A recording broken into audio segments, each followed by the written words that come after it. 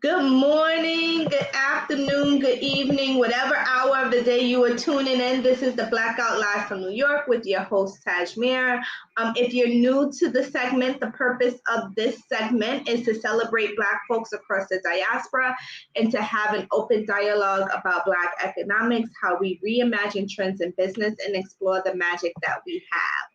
We have our reoccurring commutator, Kenyatta keep coming up here. She about to be a co-host. Kenyatta S. Rose of 6 Gen Venture Studio, right now headquartered in Colorado. Thank you for joining us so early this morning. Woo, woo, good morning. Good morning. I wanted to pull something up real quick. I just was on my spirit to pull up a scripture real quick, if that's all right with you. Of course. Let's get into it. What are we talking about today? Well, if we could, can we just take 15 to 20 minutes to explore this topic? It's on my spirit heavy, and I know that we had something else in mind, but I just want to bring this up, and I promise you I'll tie it into what we originally discussed. Yes, yes, yes. But I wanted to discuss the power of inheritance. Let's talk about it, which is so apropos because yesterday at the Black Wall Street Awards, Donnie actually came up to Harlem to honor some New York City folks that are doing amazing work. And there was someone in the audience. She wasn't receiving an award. I don't even think she was there necessarily. I heard about her. Someone, but she is an estate planner, and she was talking about the importance of folks really planning their estates, because oftentimes we don't have a will. We don't have any instructions on what we wanted to happen. We just thought people would just know and maybe figure it out amongst themselves, and things can end up in probate court for a really long time. We're still in probate court. And things like property, land, businesses can really get held up if you don't have clear instructions. So I think that this is a very timely conversation that is part of wealth generation as well, right? Like, how are you going to pass your wealth down? So take it away, Kenyatta. So I was telling you backstage that I'm approaching my 2-year anniversary. Oh God, this is going to be so scary for me to even share this. I'm approaching my 2-year anniversary of living here in Colorado. September 20th will mark the second year. Although we came here in August. Before then, I was living with my mother, sleeping on her couch. I won't even go. I will save. There were some mental health issues that I was going through, but I will save that for another day, because I do think that we have to explore mental health in the Black community. Mm-hmm. That back when I was going through it, you were just called crazy. But now we've appropriately termed it mental health issues. But when I was going through it, was just like, you were just crazy, right? But suffice it to say, I was going through some really tough mental health issues and just was not in a really good space. And it took me time to pull myself out of that. But I want to start with this. So I'm approaching my second year of being in Colorado. And I want to share with you and your audience, this is one of my favorite scriptures in the Bible. I'm going to read to you, and I'm not doing this from the perspective of a Christian. I've actually renounced Christianity since my grandmother transitioned. And I'm now exploring more Africanized ways of spirituality. But I'm going to read to you guys Proverbs 13, chapter 13, verse 22. That's Proverbs chapter 13, verse 22. And it says, I'm not reading from King James also. The good person leaves an inheritance to his grandchildren, but the sinner's wealth will be stored up for the righteous one. I like the way that King James says it. King James Version says, a good man is a man who leaves an inheritance for his children and his children's children. And so that's my favorite scripture. That scripture is so important to me because, like I told you, this is my second year of being in Colorado. And before then, I was living with my mother. And you said that Eva is the hero. Is actually my grandma that's the real hero. So I'll tell you there's two reasons why my grandmother is the real hero in this story, and why I think it's so important to give veneration to veneration. Is that the right word? Am I using that? Veneration to our ancestors? I think so. I think that's the appropriate word, right? So a couple days leading up, I had bought a one-way ticket. I don't know if I told you this, but I bought a one-way ticket. We came here August 2020. And I did what you would call an exploratory trip to, like, because I had never been to Colorado. I had never met anyone. Well, I did, but I had never been here. And I didn't really know anybody who had been to Colorado, lived in Colorado. But my spirit just let me here. It said, come to Colorado. So I said, well, it's kind of crazy to just get up and move with a child to a place that you've never been to. So I said, let's come here for a week. Let me see how it feels for me. And then if it feels right, we'll move. Came here August 2020. It just felt right. I bought a one-way ticket. I didn't know how I was going to get back. I didn't know what. I just knew we came back to New York. Before we came back, I bought that one-way ticket coming back to Colorado for September 2020. And I was like, I don't know how I'm going to do it. I don't even have the money to do it. I just had enough money to buy a one-way ticket. And everything else was just like pure faith, right? So I bought the ticket to leave for September 20th, and I chose that date just because it was the cheapest date. And a week before the ticket, right, I'm clamoring. I also booked the hotel, mind you. Didn't have money for the hotel, just booked it, right? Right, so I'm like, well, dang, man, I don't got no money. I'm going to do this. I didn't promise my daughter that we was going to get out of here. It was a very tumultuous, very toxic environment. I mean, me and my mother, we're going back and forth. We're cursing each other out. I'm like, I got to get out of here. Like, I told you, I even got sick during the process of living with my mother, right? And I'm like, if I have to spend another year here, I won't make it. I just knew that. So it was like, we getting out of here. I don't know how.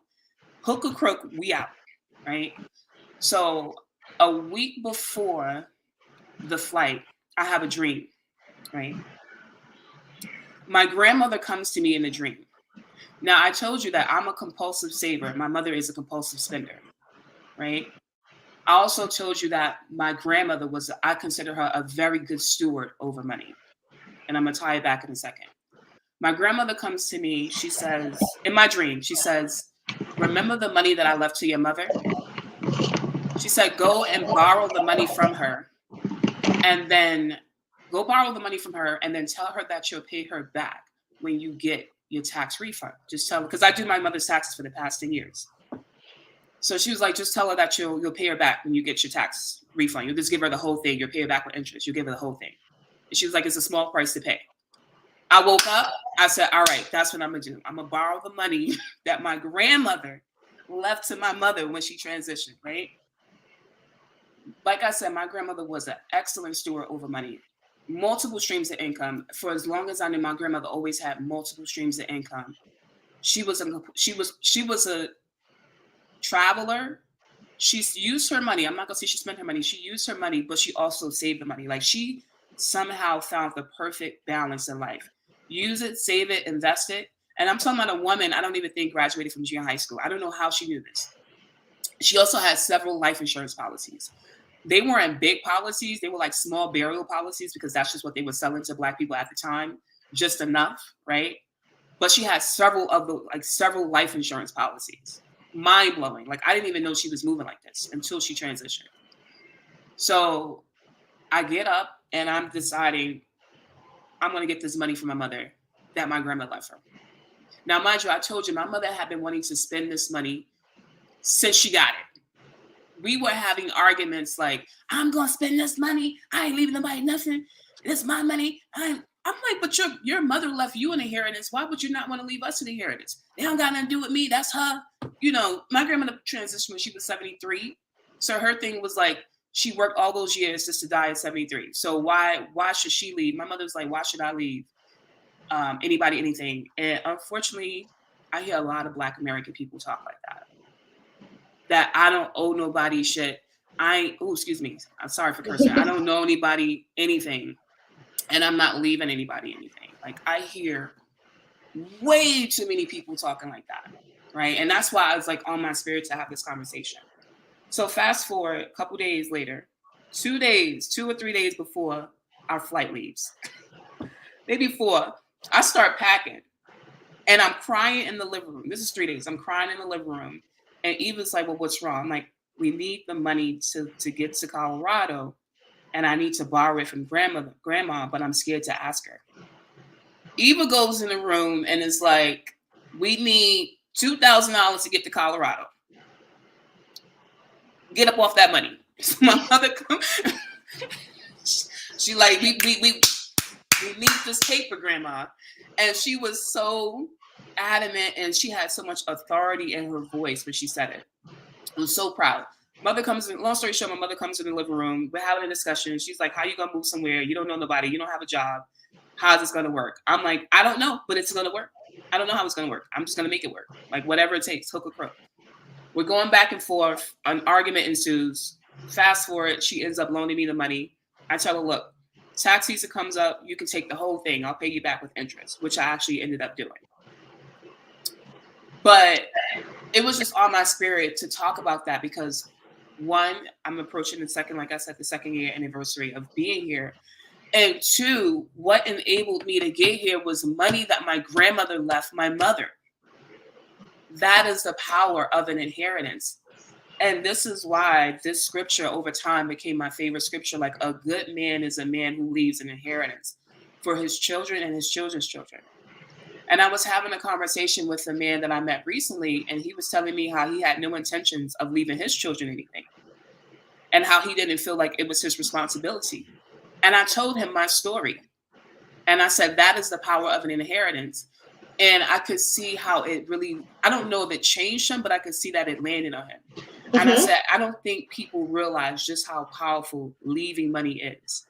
Imagine if my grandmother hadn't left that money. I would probably still, I wouldn't be, but I'm not even going to speak that into the universe. But because my grandmother had the foresight, my grandmother had the foresight to leave my mother. And not only my mother, all of her kids received an inheritance.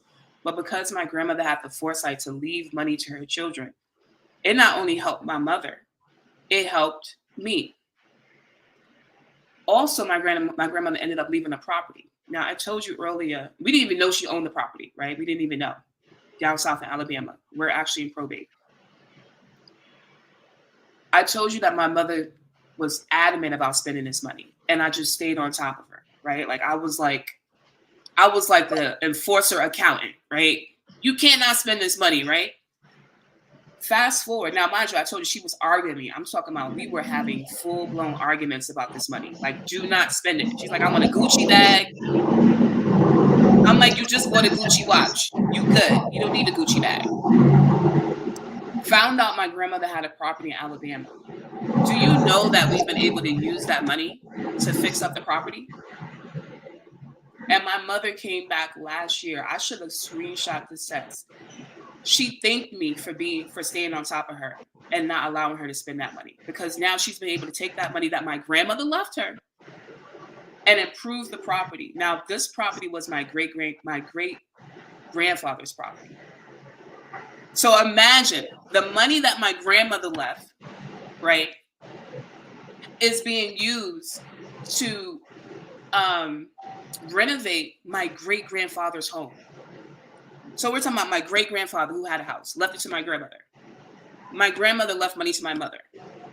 We're using that to fix. So it's 2 generations of inheritance that literally is changing our lives. Before then, we were just like, it was just like an apartment, working just to get along. But 2 generations of inheritance is now influencing me and Eva, and it's likely going to influence her kids. That is the power of inheritance.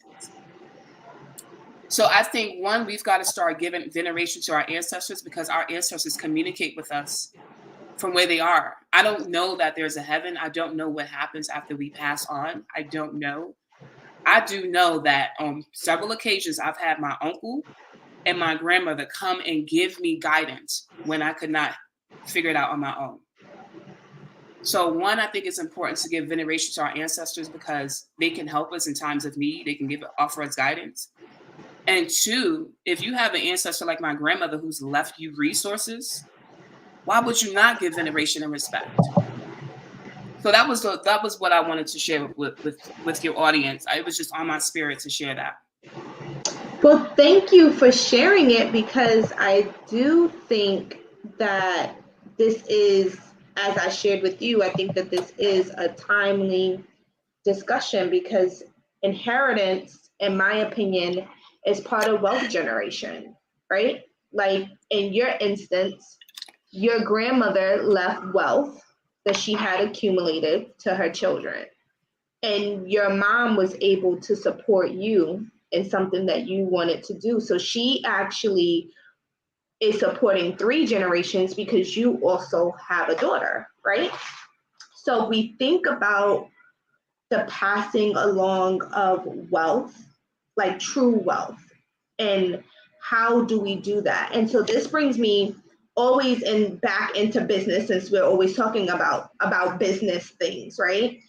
As we build these businesses, we need to start thinking about succession planning. We don't, as a group of people that own businesses, not Black, white, Hispanic, whatever, people don't usually think about succession planning if they are just doing the hustle and bustle of, I just want to have a business, right? They're like, I'm just going to do it. I don't really, people will figure it out. Or the fact that you need life insurance to even fund that. Exactly. So now when you're thinking about Black folks and their businesses, don't really have the information of what is really necessary.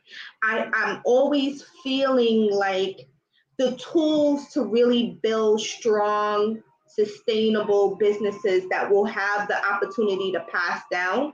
Ask Black founders if they have a financial advisor. Most people don't. They don't even have it for their personal life, right? So they usually won't have it for their business life. So they wouldn't even know that in order to like really pass this business down, you have to have a succession plan that's financed by a separate life insurance policy, right? This is getting deep here, because if you are the founder and you're taking a salary, you now have to say, somebody, whether they're related to me or my family is going to hire another CEO, you have to pay this person. How are you going to afford to keep this company running without the life insurance policy? Or you just, thinking that one of your kids or one of your siblings are just going to take up the mantle? You probably haven't even left a plan together, right? Like everything lives in your brain. It's not written down. You haven't taken the time to train up the next person to step into these shoes. So the people just sell it. They're like, it either just goes away because nobody really knows how to operate this business, or your family will just sell it because they're like, I don't want to be bothered with this business. I don't understand it. This is not my thing. Let's just sell it. But let's even say that they do sell it, because that's an exit strategy. What is the plan once you sell it though? Right? Like is that going to spur another business idea? Because really the wealth is in creating businesses and ownership of things, right? So we don't have that, then what are you really passing down in a meaningful way? Like, so for me, to be completely honest, like I have a trust for my kid. Like I have been very much, and I have talked to you about like, oh my gosh, like now that I have a kid, I need to seriously think about like, how do I have a trust fund for my kid? Like, what do I put in it? How do I start it? How do I finance it? What do I write in there? Tasemere, are you familiar with the Rockefeller method? No. Okay, I'm going to do 2 plugs right now. One, 6th Gen and myself, one of the things that I'm very intentional about is sitting down and not only working with founders to scale their companies, but to also um, ensure the longevity of their companies, leveraging the power of life insurance. Mm-hmm. So I'm just going to do a quick plug. There's this book called "What Would a Billionaire Do?" I'm going to send you the link. Read this book. Like, it's 138 pages. Yeah. The Rockefeller method is doing exactly what you're talking about. You start a trust. So people have wondered, like, how have the Rockefellers maintained their wealth for so long? How do you think they've maintained their wealth for so long? If you Me? had to guess, yeah. If I had to, I think it's in having trust funds and wills. I think that it is like strategically planning how you pass this down, but I also think it's in educating your children. You know, like you're educating along the way of like, this is what we own and this is how we keep it in our family. Okay, that's a fair answer. One of the biggest things that they've used is life insurance. Life Mm-hmm. insurance, literally. So what happens is, let's say you have your baby. The first thing that you do is you get a policy for your child, a whole Mm-hmm. life, or you can get something like IUL, Index Universal Life, which is pegged to the stock market. Okay. That money is growing over time, right? Let's say the child wants to start their own business or they want to go to college. What they'll do is they'll put together a proposal or a pitch, submit it to whomever's in charge of the trust. So the trust is actually the beneficiary. So when the child is born, their trust is the beneficiary to their life insurance policy. Mm-hmm. So two things happen. One, they're accumulating cash value, and that cash value allows them to pursue whatever venture that they have. If they can't pay the money back, when that person passes on, transitions, their trust receives an inheritance from the life insurance policies. So literally the Rockefellers and generations of people, banks do this. They leverage life insurance to, one, fund their trust, and two, fund their business ventures. And every time, we know, people are going to do what? People are going to die. Like, that's just a part of living, right? You die. You come here, you die. So imagine generations of purchasing life insurance policies, right? And then the person dies, their child now becomes a beneficiary of that trust. You do the same thing. You just keep repeating the formula. But I want to add that it's not just purchasing small policies. Oh, substantial amounts. Right? Oh, yes. Yes, like, very substantial. And I think that is also a misnomer of people get the bare minimum. They don't get what they don't push the envelope to what they can actually get. Like most people could probably get like $1 million plus on a life insurance policy, right? But most people might only do 20,000 or 10,000 or 5,000. Why do you think that people are doing that? One, I think people don't know. So when you don't have a financial advisor or someone that can give you the right information, you just repeat what you saw other people do. That's one. Two, I think people go with what the market rate says you need for a funeral, and they're just going to do that because they're like, I don't want to pass. I don't want to leave. It's this mentality of, I don't want anyone to benefit off ding, of ding, ding, ding, ding, ding. Right? That's the major one. Going to get the bare minimum, and that's like all people need to do is just put me away, right? Like either cremate me, bury me, how much ever that's going to cost. I'm only covering that cost, right? I'm not leaving any money behind to for people to go out and shop, for people to go out. I want to enjoy all my money while I have it, and I don't want this to go towards the premiums of keeping this insurance policy going. But the downfall of that is you don't leave anything really behind, right? To do something that your grandmother was able to do, but you really, your great grandfather actually set this all in motion because he had the property that he left to your grandmother. Your grandmother said, okay, I'm going to leave this property to my kids. So it's like the foresight of like planning that you are going to have heirs, right? And you need to take care of these people.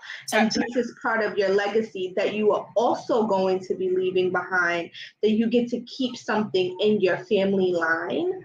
I think is super important. And I think that it's foresight of like, I'm willing to make whatever the monetary sacrifice is right And now. Tasemere, let me just say, my grandmother didn't even make huge sacrifices. She traveled every year.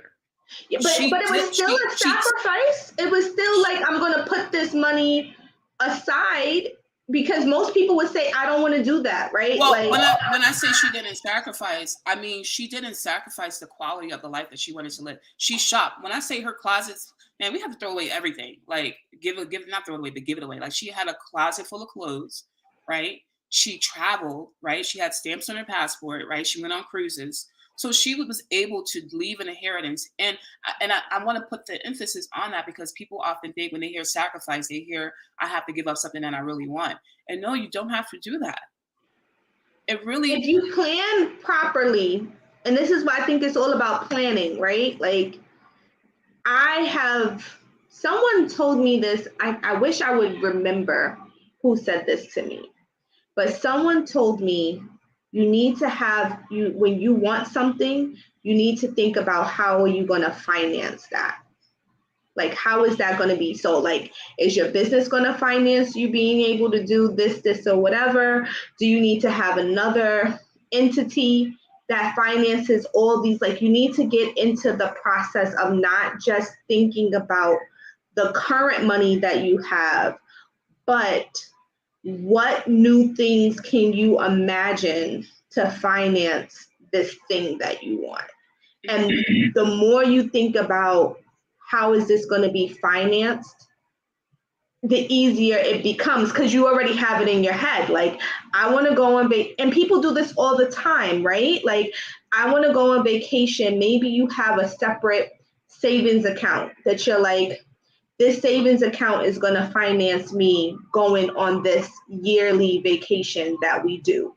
Or people have credit cards that they rack up points on, and the points are going to pay for the airfare, or the points are going to pay for the hotel. So this is how I'm going to finance going here or doing that. That's being intentional about like, what resources do you have that can finance how you do something else. So it becomes less of a burden of you feeling like, I have to eat Franks and pork and beans for 4 months in order for me to do this. It's like, no, you don't. You just have to sit down and think about how can you move something along that's still in your budget.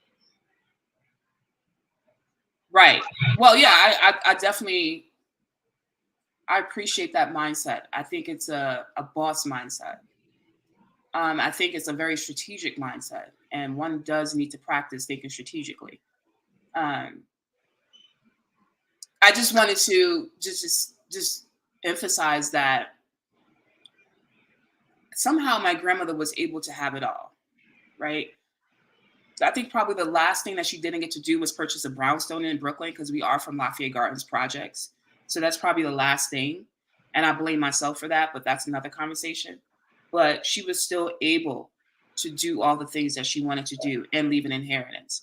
And I think oftentimes people think that it's one or the other, and it's not. It's possible to do all of it.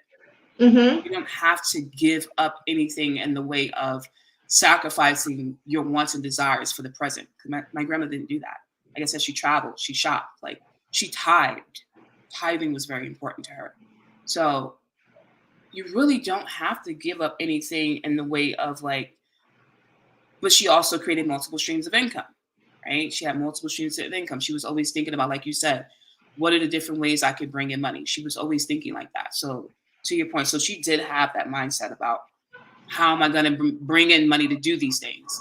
But in So terms of like how do giving you up, think people should get started? Like, what if there's, like, we know because we call me. talk Call to me. each other often, right? We talk to each other often. We talk about what does it mean to build real wealth and how do you secure it to be able to pass it down?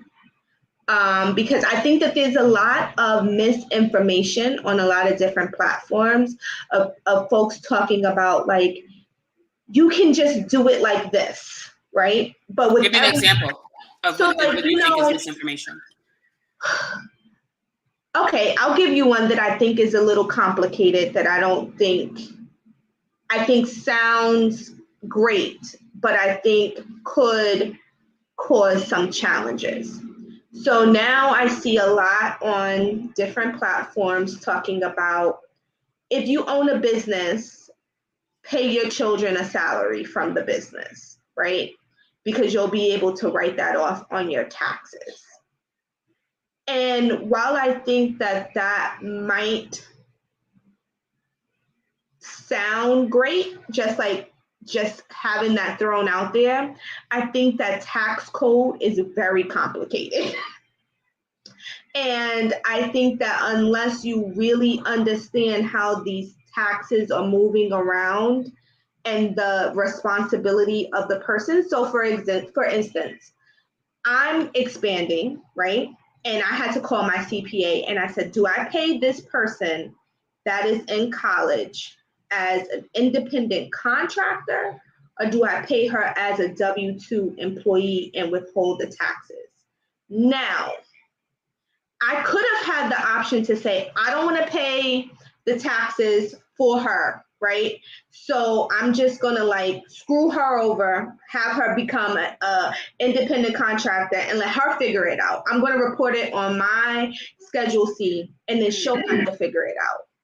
But then if I did that, it's not like evading taxes, is that they're going to come after her for the taxes that she probably wouldn't even know what the heck she had to do or anything like that, right? So we said, okay, I have to do the more ethical thing, right? And pay her as a W-2 employee, which means that now I have to find a payroll processing service. That's likely going to cost me a fee, right? To set it up and to move the money through that way. So I think when people say certain things, it's a whole process. I don't think that's ethical. I think that's a growth mindset.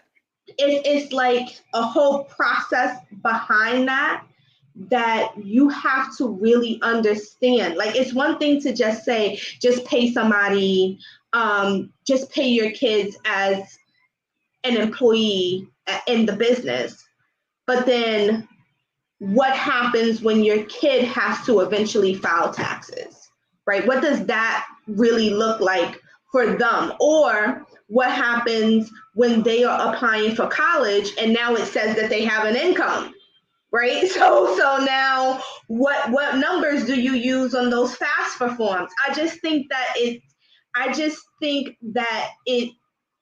you just can't take things at face value because someone is just giving the blanket advice that could work in certain instances but could not work in other instances, and then you figure out that you almost screwed yourself over. Like, you thought you were doing something correctly, and then maybe 10 years down the line your kids need to move into this other section of life, and now what you've been doing for the past 10 years is going to impact, like, what they have access to because you took the wrong advice. That's all I'm saying, is that it just sounds like a good idea, but I don't know how well that pans out in different instances of what it is that you want to do, especially if you yourself don't understand tax code. That's why you go get a CPA, right? That's why you're like, I'm going to go hire a CPA.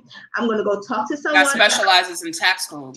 That understands tax code, that understands business, because that's what, the people that folks are trying to emulate, they just think oftentimes that this is one person. They don't see that there's a whole team of people that are being paid to run this entity the way that it's being ran, right? Like billionaires, I'm sure, have accountants, they have CPAs, they might have multiple people that are like watching this money. They might also have multiple attorneys, they have bankers.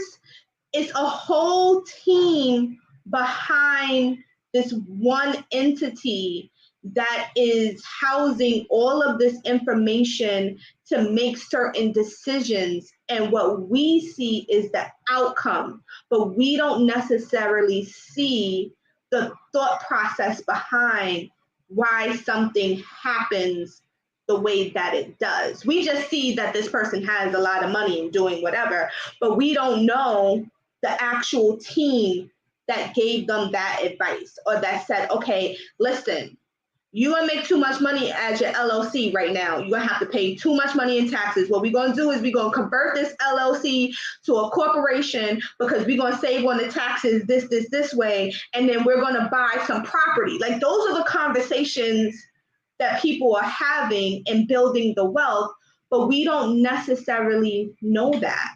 So we're just emulating things that we don't completely understand, and we don't have the team. So how does one solve that? I think they should call us. I'm just gonna say that. I think that they should call us.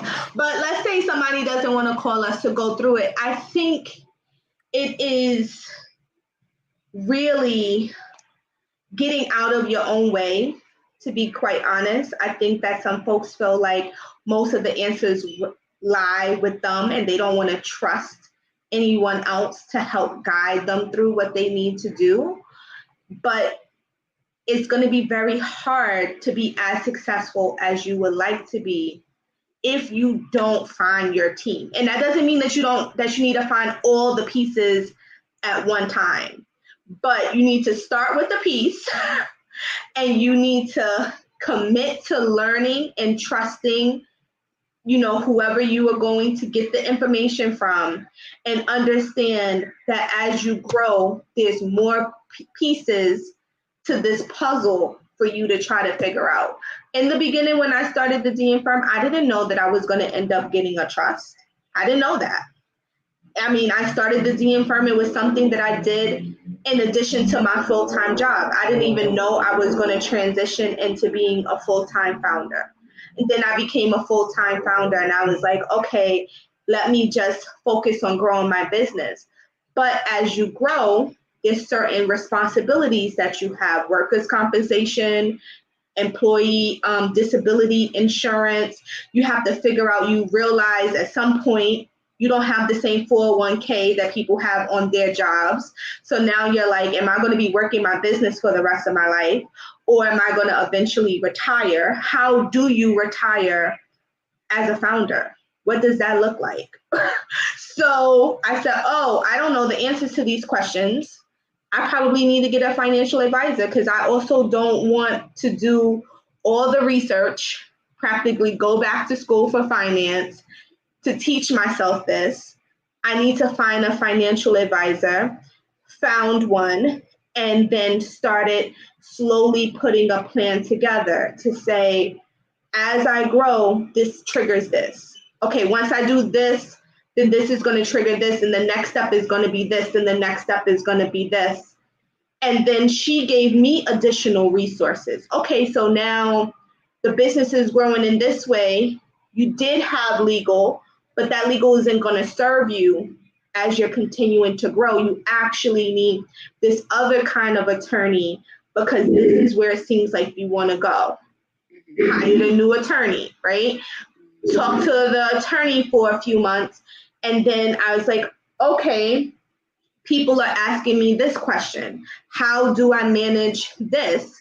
Which led me to a new banker. I had a banker, but my banker wasn't the proper banker that I needed to answer other types of questions. So now it was, you need a new type of banker, because now what you're asking, the person that you currently have doesn't have the expertise. Now so it's always a growing into what you need, but you also have to be open to what these new needs are as you grow.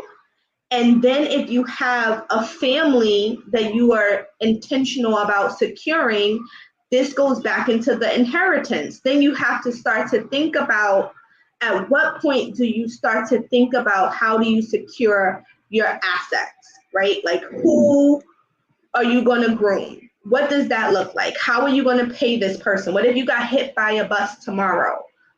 Do you want your business to die with you in the bus? Or do you want somebody else to pick it up? Like, who's your advisory team? Who are you telling? Who are you like giving this information to that can grow? And most of the time I joke, my nephew who's 8 has known my passwords since he was like 3. And so I have directed people, like, you need to know how to get into this, and this. Like, go ask my nephew, because he's the person that knows the passwords. In the beginning, I was teaching my nephew from 3. This is what TT does. Somebody needs to know where this is where this is at. And that was the person that I had originally selected to groom into understanding my business. Now that I have Elijah, I am now grooming him from 1 to try to, you have to select these people. But I know a 1-year-old and an 8-year-old can't run my company. Like, I'm smart enough to know that, right? But I know that they have some information that they could tell an adult. But now you have to figure out, like, who would you trust in your circle that if something happened to you, they know enough about your business to help hire someone to replace you and then manage that person. I think we have to think about that. Well, 2 things I would add, and I'll let you proceed. I would say, I would hope at this point, and I'm really evangelizing this in the body of work that I'm now becoming more intentional about myself, is that we start to build companies that can run without us. Because I think we've been so focused on business building, we haven't been focused on company building. I agree with that. I agree, because most businesses, they are single employee. Yeah. Well, 98% of Black businesses in this country are solopreneurs. And I'm wondering, I have been thinking about, why is that the case, right? We own a business, but not necessarily a company. What is holding us back as a collective on creating companies? I know that 6 Gen has the solution to that. Well, that's the work that I'm exploring. I've been fascinated with this work for a very long time. 1, how does a business become a company? How does Henry Ford get the idea for the assembly line? And then, he didn't invent the car, but he, mastered the assembly line. And then out of that, a whole enterprise was built. So I'm looking at how businesses have become companies, and how do we now, I'm reading a book called African American Management, so that because I think one of the things that we're struggling with is, 1, we don't have a memory of entrepreneurship. Okay, that's obvious. We've all been told to get a good job with benefits. But 2, I think that the way that America does capitalism is not really natural for us. I don't think it's something that is aligned with who we are as a people. My friend jokes that we're a different species from everybody else. And at first we're cracking up because it's kind of funny, but when you think about it, like, we are different from everybody else, right? When you go to Japan, okay, yes, they've embraced aspects of capitalism, but they still have their own way. I forget what it's called, their version of management.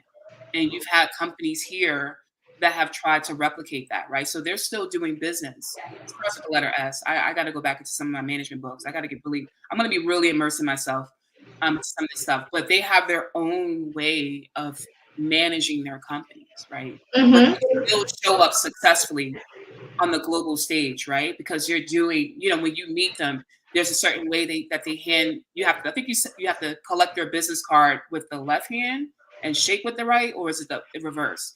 And when you see them, you bow, and there's a certain way that you collect their business cards. Like, so they're doing business, but it's coming from a place that's aligned with who they are as a people. And I think that we haven't really figured that out, is how do we do business in a way that's aligned with us? So for me, it's not only understanding the strategies that companies have employed, but I'm now saying I think we need to go a little bit deeper. Mm-hmm. And so the book that I'm reading now, African American Management History, it talks about that because of who we are as a people, we have to do things from a cooperative point of view. Well, So I'm going to say I agree with that because, well, you already know how I do my business coaching is not necessarily traditional ideas around how to move your models forward. But I think to build on that point, I think even from the ideation phase of how we operate is different. You know, I often say that one thing that people always ask is, who is your customer? And people give like a very generic, my customers are women from 20 to 40 and they make $70,000 a year, right? And for some groups of people, that's enough. Like that's enough for them to maybe get to that customer, right? Like they can just do basic demographics. They live here, they do this. When we are thinking about building our businesses and finding our customer, you cannot find your customer in generic ways. And I think that we have to understand that the way in which we choose to build our business that transitions into a company, which is the work that you're doing, is not going to be the same as how other groups do it, because we have a different, we have to have a different formula of how we remain successful in what we're trying to do and what skill sets do we pull on. And every skill set isn't necessarily going to be a formal educational skill set. Sometimes you have to pull on the skill sets that you learn from just wherever you grew up, where however you grew up. Some of the best entrepreneurs were former drug dealers. Yeah, wherever you grew up, however you grew up, the neighborhood that you grew up in, the schools that you went to, sometimes you have to dig into your memory to figure out, well, how did you even make friends in grade school? Like, what was that like? What did you do? How did you do that? Because maybe that's part of how you sell, right? Like you have to figure out your own flavor and dynamic that comes most natural to you, because I know that this word is overused, which is being your most authentic self. But people know when you're not showing up as you. Like they know that. They feel it. They might not tell you, but they know that. So when you don't show up as you and all of that you have, how do you get somebody to pay you? And Tasemere, what I want to add to that, you spoke about going back in history. I would say, in addition to doing that work, I'm now understanding, based on some pages that I went through yesterday in this book, African American Management Histories, that as a people, as founders, Black founders, Black entrepreneurs, solopreneurs, the whole gamut, those who take entrepreneurship very seriously as their life, to go back and see how Black companies have historically, companies like North Carolina, North Carolina Mutual. I'm forgetting one word. It's actually four words. Atlanta Mutual, Reginald Lewis, Madam C.J. Walker, Annie Malone, who actually came before Madam C.J. Walker, actually gave her the formula, but she unfortunately isn't. Madam C.J. Walker was a better salesperson, so that's why we know about her. But we need to go back and see how these companies, because if they could become successful companies in a much more difficult atmosphere that existed back then, if we can study what they've done to be successful and do it our way, because they did it their way, right? They weren't looking at what the whites were doing, right? Because they were largely held out, right? They were blocked out. So they had to do it their own way.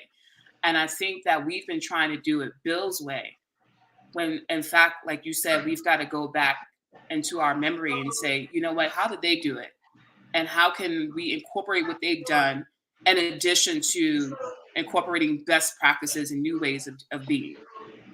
I will also want to add finding new entrepreneur founder friends and relationships, because the people that you surround yourself with on a daily, I'm not even going to say a weekly because that's not enough, on a daily basis, right? Like other founders that you feel are doing it, like they are doing what they need to do, they are staying on their square, they are figuring it out. Like you need to surround yourself with other folks that are doing dynamic work, that you can also pick their brains around how did they do something. And that is a genuine relationship, right? Like you also are going to reciprocate, and you're also going to share how you did something, because everyone can't read Find your tribe in the universe, right? But the tribe in this instant isn't your customer. It's really like your colleague, right? Like I spend hours talking to you a week. I spend hours talking to Annette a week. I also have business coaches. We all have business coaches, and we all share. Someone told me to do it like this. Yeah. Someone told me to do it like this. This is a resource. We're sharing resources. We're sharing strategy. If I do something really well and you ask me, how did I get in that room? I'll tell you, you're really crafty at getting yourself in certain spaces. And we share that information with each other, because iron sharpens iron, right? Like maybe I can't do it the same way that you do it. I have to figure out my own style and flavor of how I get in the room and how I stay in the room. But we also are constantly sharing pieces to this puzzle that we have essentially figured out in a particular industry. That may or may not overlap into another industry, but it's good information. And I'm always going to say, when I went to that conference in Atlanta, I was almost like a 6th gen employee. Okay, I was like, I'm sitting in the room, I'm taking notes. I'm like, oh shoot, this is not for the DM firm or for me. This is for Kenyatta. I'm sitting there taking notes. I'm like texting you on breaks. Kenyatta, you got to go look up this, and this. This person just mentioned this, and this. This is kind of like what we spoke about, but you have to, make time to invest in your own network, I think, too. And I think that sometimes that's a piece that we think we have to do it all by ourselves. I think that is probably our biggest, for lack of a better word, downfall, is that we often tend to work in silos. And so I've been thinking a lot about how do we start to break down these silos and create one big silo, one big ecosystem, as you would say, and to start to do this work together. Mm-hmm. And I'm pretty confident that we're doing that. And there are spaces, like there are rooms where Black founders are coming together. I've stumbled into a couple of them, like, oh, you guys are here this whole time. Oh, okay. But I agree with you, like doing that more often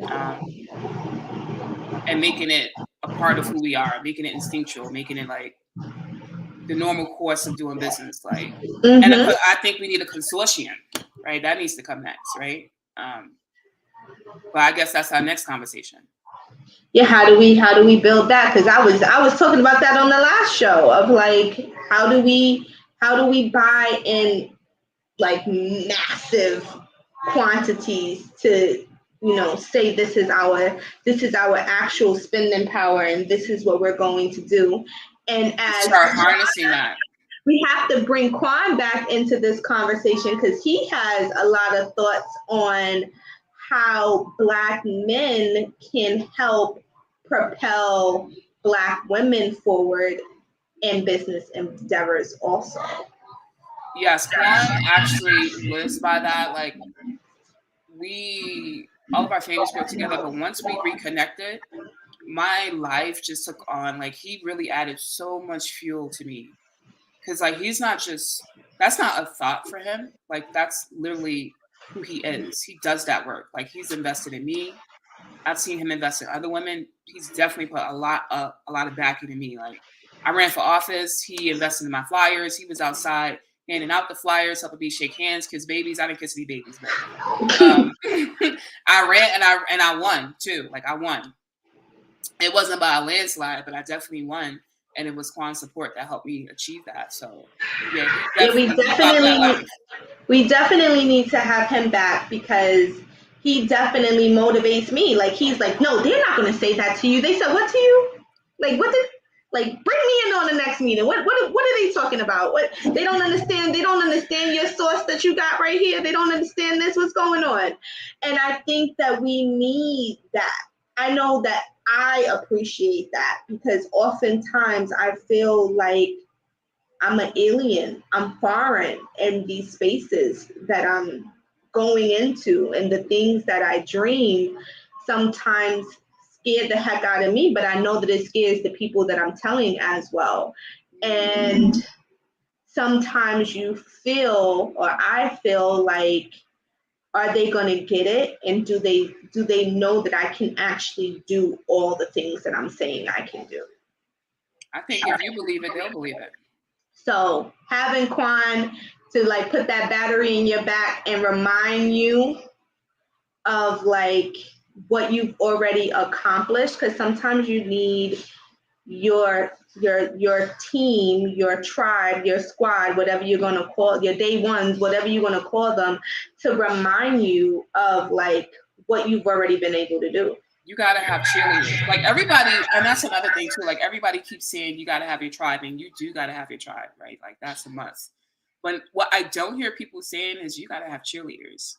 Mm-hmm. Like, I've intentionally surrounded myself. One of the things, because I used to have extremely low self-esteem. I'm talking about notoriously low self-esteem. Like, if you tried to measure it on a self-esteem scale, it probably wouldn't even show up. And what I had to learn to do is, one of my dreams, I always dreamt of having a father. Like, some people are okay with not having had a father. For me, it always kind of bothered me. I always wish that I had a father. And so I've been very intentional with surrounding myself with male energy. Well, it doesn't even matter like what they do. As long as they provide me and they help boost that confidence in me, I'm good. And Quan is one of those people. And those who don't qualify, I'll just cut them off. But like, I've been very intentional about pulling or attracting male cheerleaders into my life. And for me, like, I need that, right? Like, I think Black women especially, we need that. And if you're someone, I'm probably gonna get some backlash for saying this, but if you're someone who grew up without a father and you feel that loss, I would say be very intentional. And you're not married. If you're not married, you're single, you go without a father, you feel that loss, I would say be very intentional about surrounding yourself with male friends that act as cheerleaders in your life. Because as human beings, we need that. Mm-hmm. I know that we've been trained to think that we don't. And that's another thing that I'm studying too, is like, what gaps exist for us as entrepreneurs that we need to fill. So yeah, I would end it on that. If you're a woman who grew up without a father and you don't have a spouse, be very intentional about pulling a male cheerleaders into your life, and you're gonna see it's going to make a hell of a lot. It's so different. So yeah. I have had a different, I guess, history than Kenyatta, but I still feel like that male backing is so pivotal for me. Like, most people know that I'm super close with my brother. He's 12 years older than me. He probably was my best friend before I even knew I had a best friend. I tell him things that sisters probably don't even tell their brothers. But I feel like being able to call the men in my life and say, this is what I'm going through, and to have them back me and know that when I'm walking into certain spaces, I know that if somebody says something crazy to me, I have at least like 5 strong males in my corner that I can call to like rejuvenate that confidence that maybe somebody tried to take from me, because my community is behind me in a very intimate way, makes a difference. Like, I know I can call my brother, I know I can call Quan, I know I can call Fregis, I know I can call Donnie, right? I just named 4 people off the top of my head that I know, and there's more that I can call to say, like, somebody just told me this. Do you think that that was true? and they're like, show up. Where do I need to show up at? Like, because we're about to fight. Somebody said what? They did what? Like, that's not going down. I think that as a woman, that energy is definitely necessary. As a Black woman, you need that, because the world is constantly trying to diminish our light, and we are goddesses. It's definitely necessary to keep us motivated and to stay the course, and not get so deflated. Find your cheerleaders, guys. Not just your tribe. Yeah, you gotta find those. Find you some cheerleaders. Find those people that's willing to pull up. They like, I'll get on a plane. I'll get in the spaceship. Just send me your location. I'm there. What's going on? Like, it's good to have homegirls, but that male energy hit different. I don't know, something about that testosterone, man. It just hit different. Thank you, Kenyatta. Our time is up. This went by so fast. Kenyatta's about to be a co-host, y'all. She don't know it yet. Or maybe she knows. I don't know. These conversations are amazing. Today we talked about the importance of inheritance. Kenyatta shared her own history, story. That was very vulnerable for me. Yeah, around inheritance and how that has changed, that parlayed into business. Having more, what do we call it? I'm forgetting the name right now.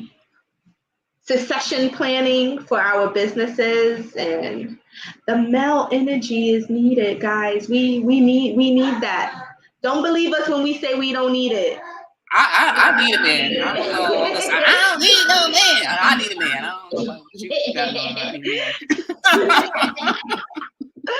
This has been the Blackout Live from New York with your host Tasemere and my commutator Kenyatta S. Rose. See you next week. Ciao. See you next week.